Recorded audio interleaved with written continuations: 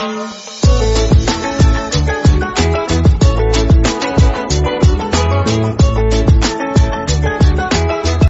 The lord. ప్రభు అయిన యేసుక్రీస్తు వారు ఈరోజు మనకు అందించినటువంటి వాగ్దానం అపోస్తల కార్యములు 19వ అధ్యాయం 20వ వచనం. ప్రభావముతో ప్రభు వాక్యము ప్రబలమై వ్యాపించెను.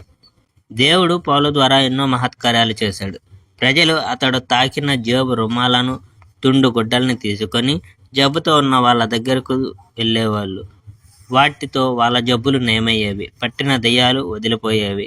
చుట్టూ ఉన్న ప్రాంతాల్లో తిరిగి దెయ్యాలను వదిలిస్తున్న కొందరు యూదులు యేసు ప్రభు పేరును ఉపయోగించి దెయ్యాలు పట్టిన వాళ్లకు నయం చేయడానికి ప్రయత్నించారు. వాళ్ళు పౌలు ప్రకటిస్తున్న యేసు పేరిట ఆజ్ఞాపిస్తున్నాము, బయటికి రా అని అనేవాళ్ళు. స్కెవా అనే యూదుల ప్రధాన యాజకుడు, అతని 7 కుమారులు ఇలా చేసేవాళ్ళు.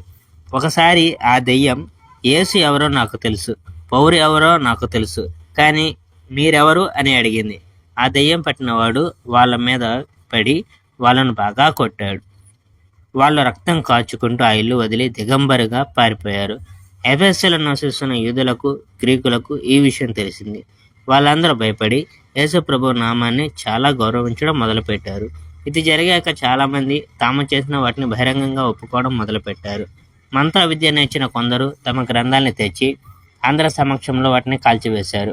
ఆ తదుపరి వాళ్ళు తమ కాల్చిన గ్రంథాల వెలగట్టి వాటి వెల సుమారు 50,000 ద్రాక్మాలని నిర్ణయించారు.